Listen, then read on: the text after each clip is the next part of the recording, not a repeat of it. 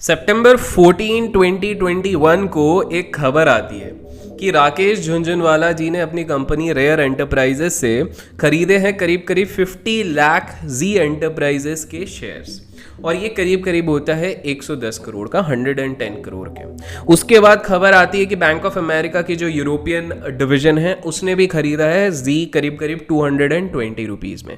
इसी प्रकार से हमें पता लगता है कि काफ़ी सारे ओल्ड प्लेयर्स ने जी के शेयर आज से 1-2 हफ्ते पहले दबोच लिए हैं, और केवल 1-2 हफ्ते में उन लोगों ने, इनफैक्ट 2 हफ्ते भी नहीं, केवल एक वीक में 60% से भी ज्यादा वो लोग कमा चुके हैं। हाँ, मैं तो ये कहूंगा कि ये मात्र एक संजोग है, किसी को कुछ पता नहीं रहता, there is no doubt about it. इस तरह के कोइंसिडेंसेस शेयर मार्केट में होते रहते हैं। बट आज इस वीडियो में अगर आप जानना चाहते हो कि क्या अब हमें जी के शेयर्स लेने चाहिए, क्या हमें उस पर निवेश करना चाहिए, आखिर ये बढ़ क्यों रहे हैं इससे बावलों की तरह, एकदम सिंप्लीफाइड एनालिसिस में अगर समझना है तो इस वीडियो को एंड तक देखना, बिकॉज एंड में मैं सारे डेटा पॉइंट्स मिला के कंक्लूजन बताऊंगा कि आपको लेना चाहिए कि नहीं। और हाँ, कमेंट्स में ज़रूर बताइए कि नेक्स्ट स्टॉक हम कौन सा कवर करें, बिकॉज ये स्टॉक भी आप लोगों के कमेंट्स के रिकमेंडेशन के कारण ही आ रहा है। पहले तो हम ये समझते हैं कि जी के शेयर्स आखिर इस प्रकार से भाग क्यों रहे, बावले क्यों रहे। वेल, वो इसलिए भाग रहे हैं बिकॉज वेडनेसडे को जी एंटरटेनमेंट और सोनी पिक्चर्स, जी हाँ सोनी एक और कंपनी है, उन्होंने ये ऐलान कर दिया कि भाई हम जो मर्जर करने वाले हैं वो उनने ऑफिशियल कर लिया, ये मेल मिलाप होने वाला है, इसको अप्रूवल मिल गई है बोर्ड से। अब इस मर्ज्ड एंटिटी से जी के पास करीब करीब रह जाएंगे 47% के शेयर्स, वहीं सोनी होल्ड करेगा करीब करीब 53% का share holding, majority share holding.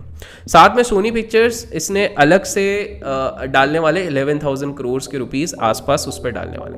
इसके भागने की वजह कि ये भी है कि एग्जिस्टिंग प्रमोटर, जो पुराने प्रमोटर्स थे, उनको निकाला गया बोर्ड से, मतलब वो बोल रहे वो खुद निकले, तो जिसके कारण काफ़ी खुशी हो गई शेयर होल्डर्स में, और ये इस तरह से भगने लग गया। पुनीत गोयंका जी अभी भी इस मर्ज एंटिटी के सीईओ रहेंगे फॉर द नेक्स्ट 5 ईयर्स, और ये भी इस समय पे बता दिया गया। पर अब इन सब के बीच में 2 बहुत इंपॉर्टेंट सवाल उठते हैं। पहला तो कि क्या जी इस प्राइस पे फेयरली वैल्यूड है, और दूसरा क्या अब हमें इधर इन्वेस्ट करना चाहिए। वेल, वो जानने के लिए हमें करने पड़ेंगे 2 बहुत ही इंपॉर्टेंट चीज़ें। फर्स्ट, हमें करना होगा इसे एनालाइज, जिसके लिए हम यूज़ करेंगे टिकर टेप का सहारा लेके मैं आपको स्क्रीन पे जल्द से जल्द with in the next 5-10 minute समझाऊंगा। और दूसरा सबसे इंपॉर्टेंट टास्क है, इस वीडियो को लाइक करना होगा ताकि आपके अभिषेक भाई को प्रोत्साहन मिले इसी तरह के स्टॉक एनालिसिस वीडियो बनाने के लिए। तो चलिए अब चलते हैं हम टिकर टेप की स्क्रीन की तरफ और करते हैं झटपट एनालिसिस। हम लोग आ चुके हैं टिकर टेप की स्क्रीन पे, एंड अब हम करेंगे इस चीज पे एनालाइज। तो हम जा रहे हैं जी का शेयर, जी का एंटरटेनमेंट, और यहाँ पर आपको स्क्रीन पे दिख सकता है जी एंटरटेनमेंट। फटाफट हम चेकलिस्ट देख लेते हैं जो हमको टिकर टेप अवेलेबल करवाती है। तो पहली चीज मुझे यहाँ पर दिख रही है कि भैया अपनी इंट्रिंसिक वैल्यू, जो इसकी ओरिजिनल वैल्यू है, उससे अभी फिलहाल current prices more than intrinsic value. तो एक चीज मुझे यहाँ पे समझ में आती है, जो लोग बोलते हैं कि ये सस्ता नहीं है, अभी सस्ता नहीं, सस्ता का अगर वर्ड आप यूज कर रहे हो, इट इज नॉट सस्ता। एफडी से ज्यादा रिटर्न है, that is completely fine. Dividend returns इतना, इसमें कुछ हार्डली डिविडेंड रिटर्न्स है, it is not giving any sort of dividend returns. Entry point जैसे कि लिखा हुआ है कि it is not a very good time to enter into this particular stock, तो ये भी एक और चीज हो गई है, और रेड फ्लैग फिलहाल नहीं है। अब अगर मैं इस स्टॉक के परफॉर्मेंस को नोटिस करता हूं, तो मंथली परफॉर्मेंस जो मैं देख रहा हूं लास्ट 2 वीक, बिकॉज ये इस एंड पॉइंट से अगर कैलकुलेट करते हैं, सो 62.81% का रिटर्न हो चुका है, जो कि बहुत ही तगड़ा रिटर्न है दोस्तों। ये करीब करीब देखिए किस तरह से कंसोलिडेट कर रहा था फ्रॉम द लेवल ऑफ 171, और वहां से धड़ाक फट गया बिल्कुल, ये तो खतरनाक वाला। बट वहीं पर अगर मैं एनुअल सीएजीआर के हिसाब से एनुअल रिटर्न देखूं तो वो 70.88 है, मतलब मेन जो मैजिक हुआ है लास्ट 1-2 हफ्ते में हुआ है। और 5 साल का अगर रिटर्न देखता हूं तो it's still negative, because at one point of time ये 580 पे चलता था, तो नेगेटिव 35.93% का रिटर्न है। तो एक लॉन्ग टर्म इन्वेस्टर जो बहुत पहले से घुसा हुआ है लास्ट 5 ईयर से, उसने इतना ज्यादा पैसा कमाया नहीं। अब एक चीज मैं आपको बता दूं कि यहाँ पर अब मैं बात करूंगा स्टेक होल्डर के पर्सपेक्टिव से कि उसमें हमको क्या समझना चाहिए। तो उसमें मैं पहली चीज समझ रहा हूं कि भाई सुभाष चंद्रा जी का अभी हाल फिलहाल में जो न्यूज है, तो उसके बेसिस पे 3.99% का स्टेक बचा है। इसका मतलब उनका कोई स्टेक ही नहीं है यहाँ पर, बोल ही नहीं है यहाँ पर ऑलमोस्ट। वो वैसा वाला सीन है। तो यहाँ पर जब मैं देखता हूँ, यहाँ पर आपको सामने दिख रहा है जून 2021 पे सेम चीज़ है, प्रमोटर होल्डिंग इज 3.99%। तो ये इनके हाथ में रहा नहीं, वैसे भी सोनी का ही हो चुका है, ये 13 होने लगा हूँ उस टाइप से सोनी का हो चुका है। दूसरी चीज़ अगर यहाँ पर हम देखते हैं, हाँ इधर मैं एक चीज़ बताना भूल गया कि सितंबर 13 को अशोक कुरियन जी एंड मनीष चौकानी जी, इन लोगों को जैसे ही स्टेप डाउन किए गए तो कुछ लोगों का कहना था कि भाई ये अच्छा हुआ, इसी चक्कर में शेयर भागने लग गया था। But the interesting part is कि इनमें से एक जन बोलते कि यार कोविड होने के बाद ना मुझे रियलाइजेशन हुआ, जीवन की बहुत सारी चीज़ें पता लगी, इसलिए मैंने स्टेप डाउन किया। और दूसरा का कहना है कि भाई मैं प्री ऑक्यूपाइड हूँ बहुत सारे काम से, इसलिए मैंने स्टेप डाउन कर दिया। अगर हम क्लोजली देखें ना तो यहीं पर जो प्रमोटर स्टेप डाउन कर रहे हैं, कहीं ना कहीं उन पे एलिगेशंस लगे थे। फॉर एग्जांपल एक टाइम पे लगा था कि थर्ड पार्टी ट्रांजैक्शंस बहुत हो रहे थे, दूसरे पे लगा था कॉर्पोरेट गवर्नेंस इश्यूज बहुत हो रहे थे, तो जिसको कि एक फेवरेबल चीज़ मानी गई ये थी। लेकिन यहाँ पर अभी ट्विस्ट क्या आ गया कि दो फंड हाउसेज हैं इंटरनेशनल फंड्स में जो कि 17.88% यहाँ पर होल्ड करते हैं। उनका नाम है इन्वेस्को म्यूचुअल फंड और उनकी एक सब्सिडरी। ये सवाल उठ रहा है कि भाई ये किस तरह से बोर्ड पे अप्रूवल कर दिया गया, किस तरह से उठाया गया। तो मुझे एक चीज़ जो यहाँ पर दिख रही है from the holding perspective is कि अभी भी यहाँ पर सवाल उठ रहे हैं एंड थोड़ा इंटरनल कॉन्फ्लिक्ट्स हैं, यहाँ पर कुछ मामला थोड़ा ऊपर नीचे होता जा रहा है। सो लेट्स से मैं यहाँ पर जा रहा हूँ जनवरी से लेके जनवरी 2019 से लेके 2021 के बीच में, और मैं यहाँ पर ट्रांजैक्शन करूँगा सेल, कैटेगरी की जगह पर ये सिलेक्ट कर लो, और मैं कैटेगरीज में सिलेक्ट कर लूंगा promoter director, promoter group and promoter पे। तो यहाँ पर आपको एक चीज़ क्लियर दिख जाएगी कि ये सेलिंग में काफ़ी ज़्यादा होल्डिंग चेंजेस हुई हैं। फॉर एग्जांपल 25 नवंबर 2019 को जब सेल हुआ था तो 6.42 करोड़ का स्टेक चेंज हुआ है। उसके बाद 21 नवंबर 2019 को 7.26, बिकॉज अगर आप लोगों को याद है ये प्लेजिंग का जो रिवोकेशन हो रहा था, प्लस अपने पुराने लोन्स को पे आउट करने के चक्कर में ही डायरेक्टर्स को प्रमोटर्स को पे कर करके ये सारा कर्ज निकालना पड़ा। मुझे एक चीज़ दिख रही है कि होल्डिंग में प्रमोटर के पास ज़्यादा होल्डिंग नहीं है। वहाँ पर भी अगर मैं इंस्टीट्यूशनल होल्डिंग पे देखूंगा तो FIIs ने भी कुछ अपना रिड्यूस किया है, although it is still the highest one. जैसे यहाँ पर आप देख सकते हैं 57.46% है, but still they have also started reducing 6.69%। Financials में जाके देखते हैं।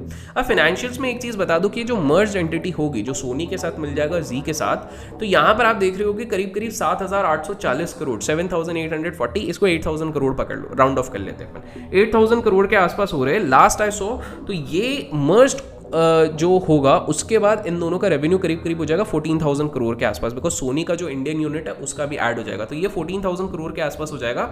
और जो नेट प्रॉफिट होगा वो सोनी का करीब करीब है आपका, मान के चलिए इधर 800 करोड़ है और उसका भी करीब करीब 800 या 900 करोड़ जाएगा। सो ये जो आपका फाइनल सब कुछ कट पिटने के बाद जो इनकम बनता है वो इन लोगों का मिला के बन रहा है करीब करीब 1300 करोड़। 800 करोड़ इधर है, 800 करोड़ इधर है और बाकी सोनी का है। तो इस बेसिस पे अगर मैं अर्निंग्स के बेसिस पे कैलकुलेट करूं तो again it is not that great for Zee, that is the second thing. और दूसरी चीज़ है, मैं एक बार वैल्यूएशंस पे अगर जाके देखता हूं और कंपेयर करता हूं इसके पीयर्स के साथ, तो ये करीब करीब कुछ दिन पहले 15 के मल्टीपल पे ट्रेड कर रहा था and as of now it is now trading around 30 के मल्टीपल, 30.7 के पी रेशियो पे ये कोट कर रहा है। दोस्तों मैं आप लोगों को एक चीज़ बता दूं कि ये जो री रेटिंग हुई थी after the directors were actually stepping down from the Zee का बोर्ड, तो ऑलरेडी ये चीज़ डिसाइड हो गई थी कि ये करीब करीब यहाँ से डबल मल्टीपल पे जाएगा। तो 15x का मल्टीपल था, 15 का पी था, वो ऑलरेडी 30 हो चुका है। तो कहीं ना कहीं मार्केट इस चीज़ को फैक्टर इन कर चुका है। नेक्स्ट अगर मैं देख लेता हूँ टेक्निकल बेसिस पे, तो वहाँ पर भी मेरे को दिख रहा है कि इसका RSI as compare to all its peer, जैसे सन टीवी ले लो, TV18 ले लो, TV टुडे नेटवर्क ले लो, इन सबसे ज़्यादा है। अब इनका देखते हैं बैलेंस शीट। अब बैलेंस शीट में आप एक चीज़ देखोगे, पहले ही ऑलरेडी नोट दिया गया हुआ है कि it has got a lower than industry debt to equity ratio. Okay, by the way हमने बैलेंस शीट का वीडियो ऑलरेडी बनाया हुआ है, वो फंडामेंटल एनालिसिस की प्लेलिस्ट पे आपको मिल जाएगा, लिंक डिस्क्रिप्शन में रहेगा। सो अब बिकॉज हम इस पूरे चीज़ को एनालाइज करें तो instead of going deep into financial statements, balance sheet and cash flow, मैं क्विक पॉइंटर्स यहाँ पर कवर करवा लेता हूँ ताकि हमको पता चल जाए कि जी एज ऑफ नाउ कहाँ पे स्टैंड करती है।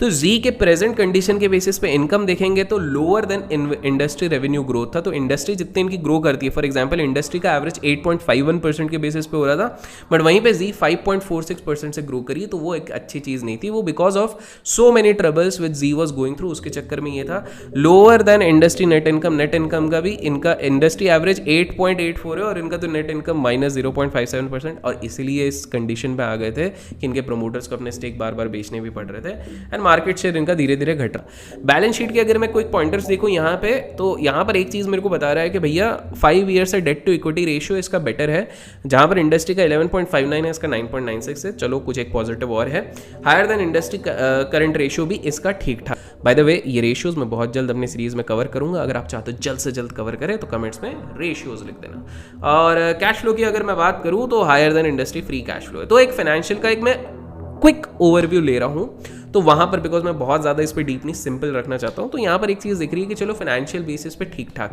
2-3 चीज़ें क्लियर हो गई हैं। पहली, बाय द वे अगर ऐसी एनालिसिस आप भी करना चाहते हो तो टिकट टेप का लिंक आपको डिस्क्रिप्शन में मिल जाएगा। अच्छा, इसी बीच में सोनी ने अपने एम्प्लॉयज को एक लेटर लिख दिया और उन्होंने कहा है कि भैया 90 डेज शांति से नो डिस्क्लोजर वाला माहौल चल रहा है, उसमें रहने का है, और हम ट्रेडिशनल टीवी से ज़्यादा फोकस करने वाला है डिजिटल टीवी पे, डिजिटल वर्ल्ड पे हम ज़्यादा फोकस करेंगे, और मेरे हिसाब से ये एक तरीके से अच्छा डिसीजन है। मुझे एक चीज़ अच्छी दिखती है कि इनकी सिनर्जी काफ़ी अच्छी रहेगी, कंसिडरिंग कि जी के पास रीजनल का बैकअप बहुत बढ़िया और न्यूज़ का एरिया में काफ़ी अच्छा करता है, वहीं पे सोनी का डिस्ट्रीब्यूशन नेटवर्क बहुत तगड़ा है, स्पोर्ट्स में काफ़ी अच्छा है, मेन स्ट्रीम बिजनेस में काफ़ी अच्छा, और डिजिटल प्रोजेक्ट्स इनके काफ़ी अच्छे, काफ़ी तगड़े हैं।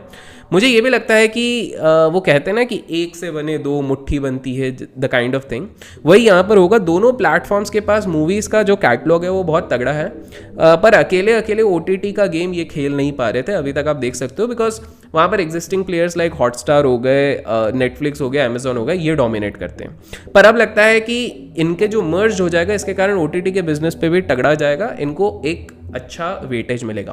पर इस लेवल पे क्या आपको इन्वेस्ट करना चाहिए? और मैं कहूँगा नहीं। अब बोलोगे लो भाई ये क्या बात हो गई, इतनी एनालिसिस करके बोलते हो नहीं, तो आप बोलोगे लो भाई ऐसा क्यों? वो इसलिए बिकॉज याद है 2019 में भी यही डील होने वाली थी और बीच बस्तार में रुक गई थी।